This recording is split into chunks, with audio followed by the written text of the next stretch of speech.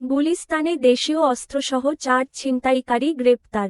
রাজধানীর গুলিস্তান এলাকায় ছিনতাইয়ের প্রস্তুতিকালে দেশীয় অস্ত্রসহ 4 জনকে গ্রেপ্তার করেছে পুলিশ। তারা পেশাদার ছিনতাইকারী চক্রের সক্রিয় সদস্য।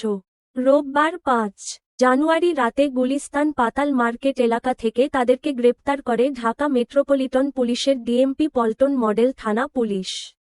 সোমবার 6 জানুয়ারি বিকেলে ডিএমপির মিডিয়া শাখা থেকে এ তথ্য জানানো হয়েছে। গ্রেপ্তাররা হলেন সুজন 34, মোজাহিদ ওরফে রকি 28, মোহাম্মদ অনিক 22 ও মোহাম্মদ বিল্লাল হাওলাদার 28। এই সময়ে তাদের কাছ থেকে 3টি ধারালো চাকু জব্দ করা হয়।